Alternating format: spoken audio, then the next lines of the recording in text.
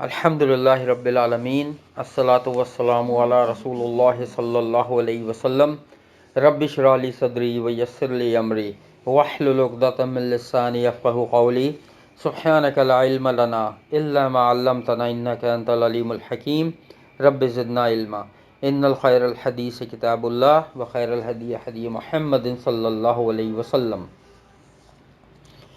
آج جو ہم پڑھیں گے وہ پڑھیں گے کہ قارون نے غرور و تکبر کیسے کیا اور اس کا کیا انجام ہوا، اور غرور، تکبر اور دنیا کی جو دولت پانے کے نتیجے ہیں اس کی اللہ کے نزدیک اہمیت کیا ہے اور ان کا انجام کیا ہے۔ ٹھیک ہے، سورہ قصص ہماری چل رہی ہے اور ہم نے 78 آیات تک پڑھا تھا، اور پچھلی آیتوں میں ہمارا قارون کا ہی ذکر چل رہا ہے کہ کس طریقے سے اس نے زکوٰۃ دینے سے انکار کیا، مال میں جو حصہ بنتا تھا، ٹھیک ہے، انکار کیا اور وہ فرعون کے ساتھ مل گیا، اور لوگوں نے اس کو سمجھایا لیکن وہ نہیں سمجھا، فرعون کے ساتھ مل گیا جبکہ تھا وہ بنی اسرائیل سے ہی، ٹھیک ہے، اور پھر وہ ظلم کرنے والوں میں سے ہو گیا۔ تو لوگوں نے کہا کہ اللہ نے تجھے مال عطا کیا ہے، اس پر تیرا حق نہیں ہے، اس میں لوگوں کا حصہ بھی ہے، غریبوں کا حصہ بھی ہے، لیکن اس نے کہا مجھے یہ مال میرے علم کی وجہ سے ملا ہے، ٹھیک ہے، اور اللہ تعالیٰ نے اس کو ہلاک کیا، اور اللہ تعالیٰ نے فرمایا کہ اس سے پہلے بھی کتنے ایسے لوگ اللہ تعالیٰ نے ہلاک کر دیے جو طاقت میں اور مال میں قارون سے بھی زیادہ بڑے تھے، لیکن اللہ نے ہلاک کر دیا، ٹھیک ہے۔ اور آگے چلتے ہیں ہم انشاءاللہ، قارون کے بارے میں مزید پڑھتے ہیں کہ اس کی دولت، اس کی شان و شوکت کیسی تھی، اور غرور تکبر کیسا تھا جو اللہ کو سخت ناپسند آیا۔ اعوذ باللہ السمیع العلیم من الشیطان الرجیم من ہمزہ ونفخہ ونفثہ۔ فخرج على قومه في زينته قال الذين يريدون الحياة الدنيا يا ليت لنا مثل ما أوتي قارون إنه لذو حظ عظيم۔ اب اللہ تعالیٰ فرما رہے ہیں پھر وہ نکلا اپنی قوم کے سامنے اپنی زینت میں، اور کہا ان لوگوں نے جو چاہتے تھے دنیا کی زندگی، اے کاش ہمارے لیے بھی ہوتا اسی کی طرح جو دیا گیا ہے قارون کو، بلا شبہ وہ البتہ بہت بڑے نصیبوں والا ہے۔ پھر وہ نکلا اپنی قوم کے سامنے زینت میں، ایک تو پیسہ تھا اس کے پاس، دوسرا اس نے، مفسرین کہتے ہیں کہ حضرت موسیٰ علیہ السلام کے پاس جو غریب لوگ، جو مسکین لوگ، جو ضرورت مند لوگ، جو ایماندار لوگ، محنتی لوگ ایمان لے کر آئے تھے، ان کو توڑنے کے لیے اس نے اپنی زینت کا اظہار کیا، بہت بڑے قافلے کے ساتھ نکلا۔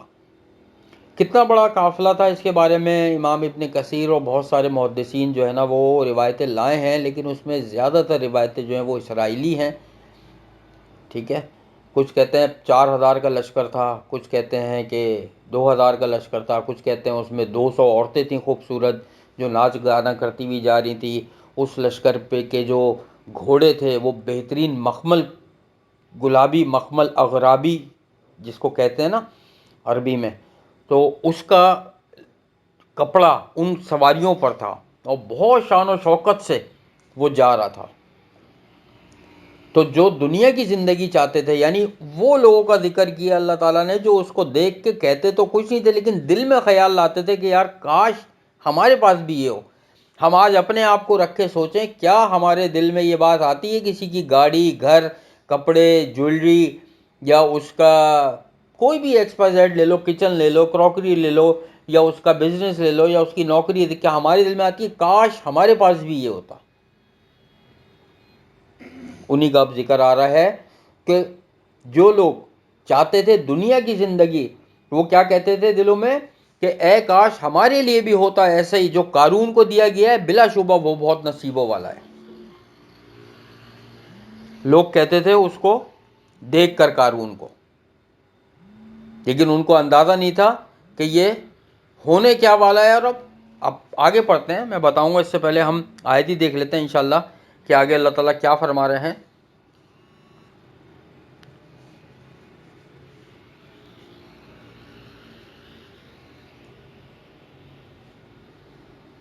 وقال الذين العلم ويلكم ثواب الله خير لمن آمن وعمل صالحا ولا يلقاها إلا الصابرون.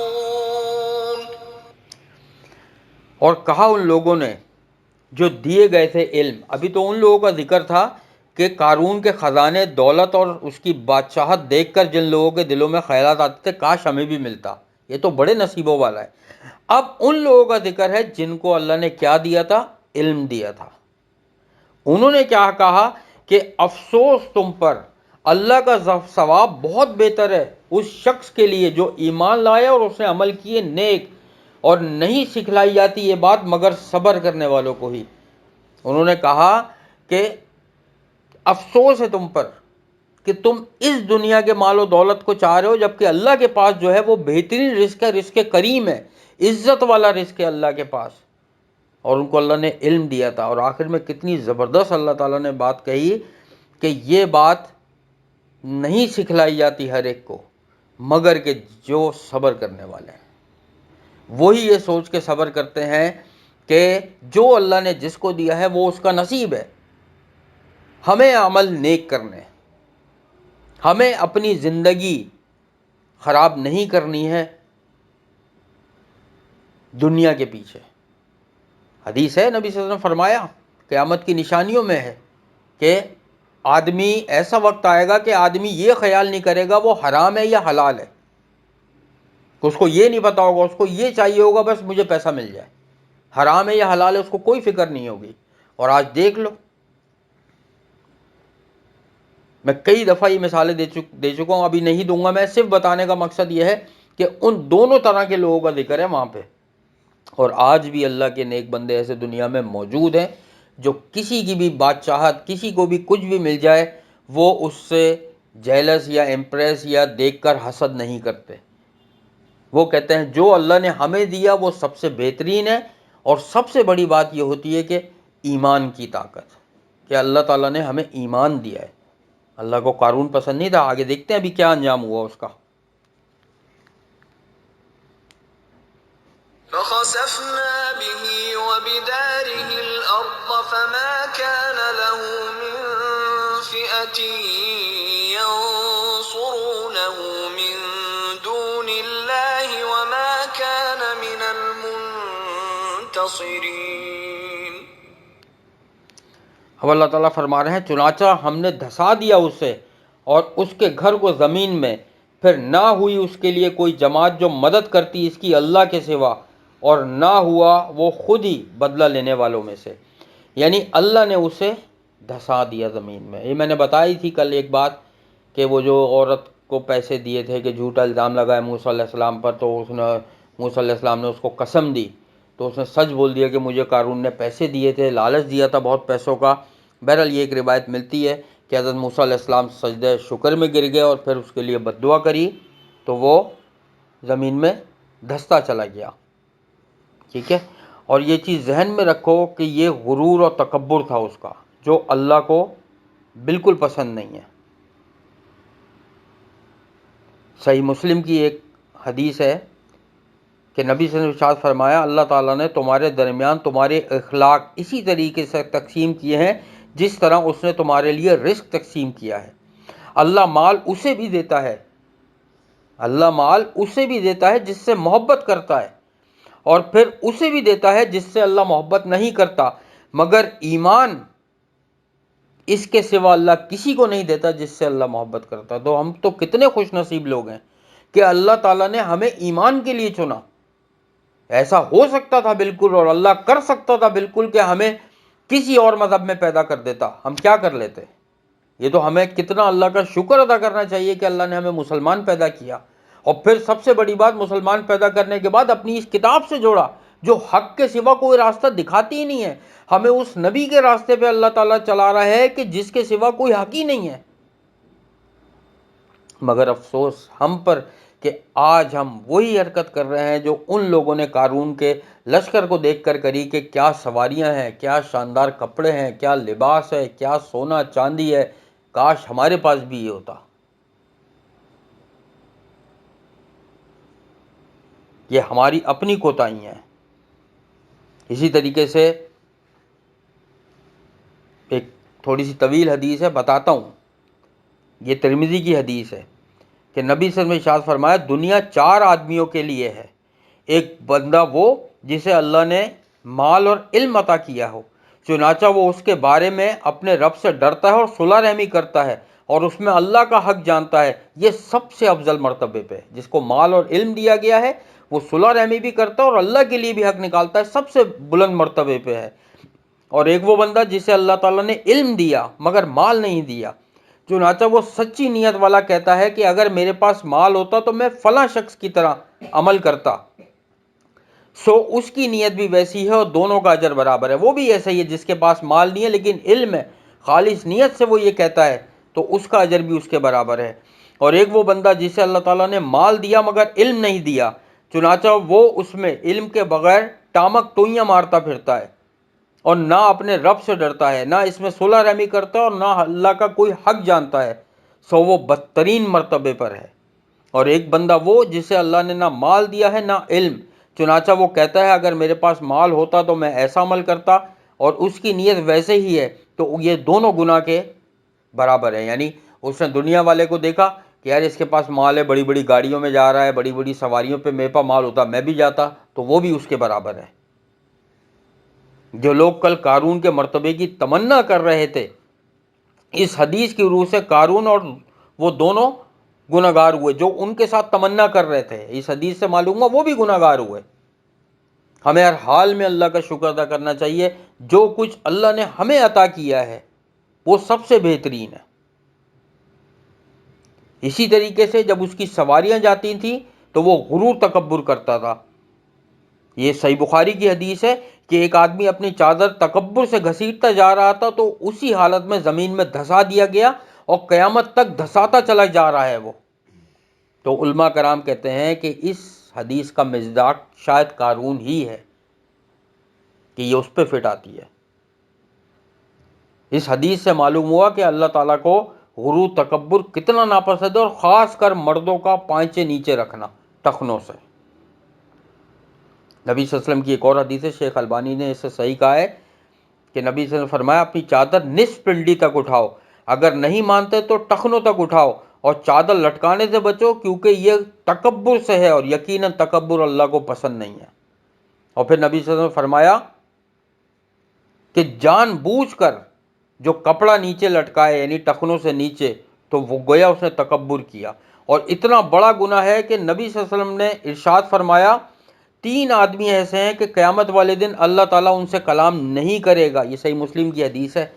3 آدمیوں سے اللہ تعالیٰ بات نہیں کرے گا، نہ ان کی طرف نگاہ کرے گا اور نہ ان کو پاک کرے گا اللہ تعالیٰ، اور ان کے لیے دردناک عذاب ہے۔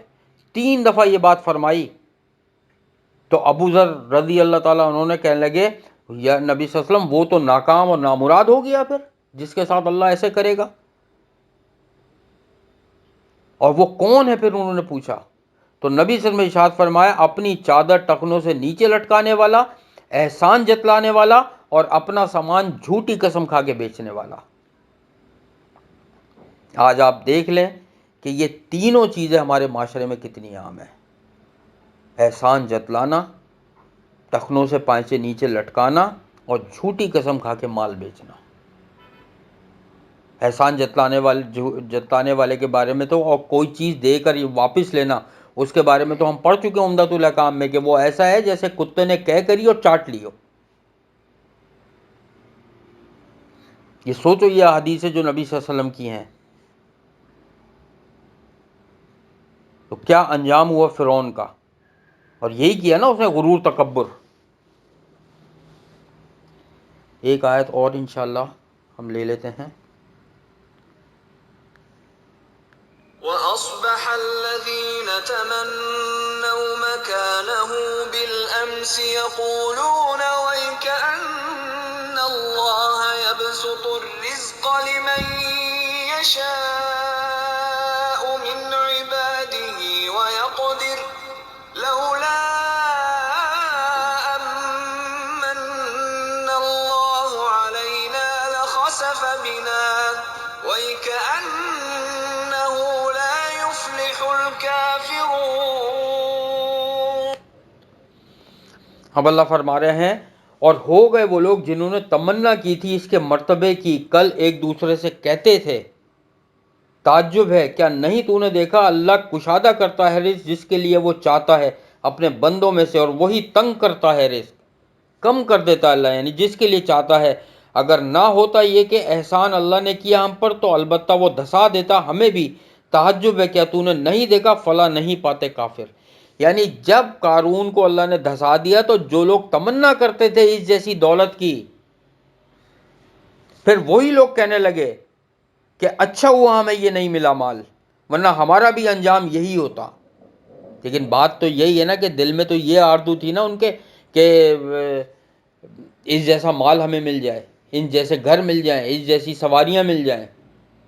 اپنے اپنے دل سے یہ خیالات نکالو، جو رزق اللہ نے نصیب میں لکھا ہے وہ ملے گا۔ کسی کو بھی دیکھ کر کے اس کو یہ ملا، ہو جاتی ہے انسان سے بھول چوک غلطی، اللہ غفور رحیم ہے، معاف کرنے والا ہے، جو غلطی ہو گئی ہو گئی، اللہ سے انسان معافی مانگے اور بس یہ دعا کرے کہ یا اللہ جو تو نے دیا ہے وہ سب سے بہترین ہے، حلال کی کوشش کرے اور ایمان پر قائم رہے، اصل چیز یہ ہے۔ اور اللہ کشادہ کرتا ہے رزق جس کے لیے وہ چاہتا ہے اپنے بندوں میں سے، اور جس کے لیے چاہتا ہے اللہ تنگ کر دیتا ہے۔ اس کی بھی مثال میں بہت پہلے دے چکا ہوں۔ پھر انہوں نے کہا کہ اگر اللہ کا احسان نہ ہوتا تو البتہ وہ بھی دھسا دیے جاتے، یعنی وہ دھسا دیتا اللہ ہمیں بھی۔ تعجب ہے کیا نہیں تو نے دیکھا کہ فلا نہیں پاتے کافر، اللہ نے فرمایا کہ تعجب ہے کیا نہیں دیکھا تم نے کہ کافر لوگ کبھی بھی فلا نہیں پاتے۔ اور پھر سورہ توبہ کی میں وہ آیت بتاتا بھی ہوں کہ اللہ تعالیٰ نے فرمایا کہ آپ کو کافروں کا مال یا ان کی اولادوں کا جو اللہ نے زیادہ دیا ہوا ان کو اولادوں میں بھی مال میں بھی یہ بھلا نہ لگے کہیں، اللہ تو یہ چاہتا ہے کہ ان کی روحیں اس حال میں قبض کرے کہ وہ کافر مریں، اسی لیے اللہ تعالیٰ بڑھاتا چلا جا رہا ان کا مال اور اولاد، کہ ان کو یہ فکر ہی نہ رہے کہ انسان اصل میں دنیا میں کیوں آیا ہے۔ اللہ تعالیٰ قرآن میں فرماتے ہیں کہ ہم نے جنات اور انسان کو صرف اس لیے پیدا کیا کہ وہ اللہ کی عبادت کریں بس۔ وَمَا خَلَقْتُ الْجِنَّ وَالْإِنسَ إِلَّا لِيَعْبُدُونَ، یہ آیت ہے قرآن کی کہ جنات اور انسان کو اللہ تعالیٰ نے صرف اپنی عبادت کے لیے پیدا کیا ہے۔ ہاں اللہ تعالیٰ نے دن کام کے لیے بنایا ہے، رات آرام کے لیے بنائی ہے، صحابہ کرام نے کیا، انبیاؤں نے کیے کام، جو ایک طریقہ ہے انسان اس طریقے پہ چلے۔ لیکن دنیا کے خاطر اپنی آخرت جس نے خراب کر لی، سب سے بڑا نقصان میں وہ ہے، سب سے ہی بڑا نقصان میں وہ ہے۔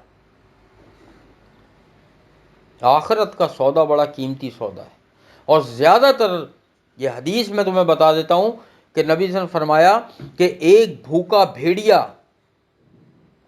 جو بھیڑیں ہوتی ہیں نا، بکریاں ہوتی ہیں، بکریاں بھیڑیں، ایک بھوکا بھیڑیا جس کی غذائی وہ بکریاں یا بھیڑیں، اس کو اگر بکریوں میں چھوڑ دیا جائے، بھیڑوں میں چھوڑ دیا جائے، تو نبی صلی اللہ علیہ وسلم نے فرمایا کہ وہ اتنا نقصان نہیں پہنچاتا اس ریوڑ کو جتنا دنیا کی محبت ایک انسان کے دین کو نقصان پہنچاتی ہے۔ دنیا کی محبت جہاں، یعنی دنیا کی سے محبت کا مطلب ہے یہاں کی چیزوں سے محبت، یہ چیز وہ چیز، اسٹینڈرڈ گھر، کارپیٹ، پردے، گاڑی، نیا ماڈل، فلاں ماڈل، یہ فلاں گھر، فلاں یہ فلاں ٹور، فلاں بہترین قسم کی گھڑیاں، گاڑیاں، مطلب جو بھی چیز ہو آدمی کی، یہ جو محبت آدمی کی ہے نا، یہ اس کے دین کو جتنا نقصان پہنچاتی ہے، ایک بھوکا بھیڑیا بھیڑوں کے ریوڑ کو اتنا نقصان نہیں پہنچاتا۔ قارون کا انجام کیا ہو، یہ ہمارے لیے، اسی لیے یہ اللہ تعالیٰ نے قرآن میں جو ہے نا یہ واقعات بتائے ہیں، یہ صرف سننے کے لیے نہیں ہے، ان سے سبق لینا چاہیے ہمیں۔ اپنے دلوں کو پاک رکھو، یہ ایمان طے کر لو اپنا، بنا لو کہ اللہ تعالیٰ نے جو نصیب میں لکھ دیا ہے وہ مل کر رہنا ہی رہنا ہے، یہ بنا لو۔ اس کی بے تحاشا میں تمہیں مثالیں دے سکتا ہوں۔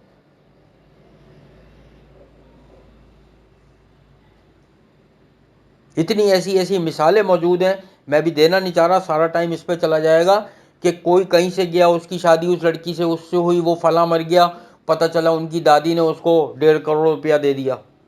ایک غریب گھرانے سے گھر کی لڑکی گئی بھی، اس نے اپنی دادی کی اتنی خدمت کری. وہ ساؤتھ افریقہ میں رہتی تھی، میرے دوست کی بہن کا بتا رہا ہوں میں. وہ مرنے سے پہلے پتہ نہیں 1 کروڑ یا 1.5 کروڑ کتنا اپنی اس بچی کے نام کر گئی کہ اس نے میری خدمت کری تھی، اس کو دیا جائے گا. کروڑ روپیہ مل گیا اس کو. جو اللہ نے جہاں سے لکھا ہے وہ ملنا ہی ملنا ہے. ایسا ہو ہی نہیں سکتا کہ اللہ نے کوئی نصیب میں رزق کا دانہ یا کوئی لکھا ہوا اور وہ کوئی چرا لے. اس کے لیے اپنی آخرت نہیں برباد کرنی چاہیے. اللہ سے دعا ہے جو کچھ بھی ہم نے پڑھا ہے اس پر عمل کرنے کی توفیق عطا فرمائے. اللہ تعالی ہمارے دلوں کو دنیا کی محبت سے صاف کر دے. اور ہم شکر ادا کرتے ہیں اللہ کا کہ اللہ نے ہمیں مسلمان پیدا کیا. اللہ سے دعا یہ ہے کہ اس حال میں اللہ دنیا سے بلائے کہ ہم مسلمان کی ہی حالت میں ہو اور اللہ ہم سے بہترین طرز پر راضی ہو. ہماری موت بھی اس حال میں آئے کہ ہم قرآن پاک سیکھ رہے ہوں، سکھا رہے ہوں اور ہم مسجد آباد کرنے والوں میں شامل ہوں. اللہ تعالیٰ ہمیں اپنے شکر گزار اور عبادت گزار بندوں میں شامل فرما دے. ہمارے والدین، بہن بھائی، رشتہ دار، پڑوسی اور تمام گروپ کے ممبران جو یہ تفسیر سنتے ہیں سب کے گھروں میں بے حساب برکتیں عطا فرما دے. سب کی تمام مشکلات، پریشانیوں اور بیماریوں کو دور فرما دے. آخرت میں ہمارا حساب کتاب انبیاء، شہداء، صدیقین اور سلف صالحین کے ساتھ فرما دیجیے گا. ہمیں نبی صلی اللہ علیہ وسلم کا ساتھ، ان کی شفاعت اور ان کے ہاتھوں سے آب کوثر نصیب فرما دیجیے گا. اور ہم سب کو ان 70,000 لوگوں میں شامل فرما دیجیے گا جو بغیر حساب کتاب کے اللہ کی رحمت سے جنت الفردوس میں جائیں گے. ربنا تقبل منا انک انت السمیع العلیم وتب علینا انک انت التواب الرحیم. سبحان اللہ عما یصفون وسلام علی المرسلین والحمد للہ رب العالمین. سبحانک اللہم وبحمدک نشہد ان لا الہ الا انت نستغفرک ونتوب الیک. السلام علیکم ورحمۃ اللہ وبرکاتہ.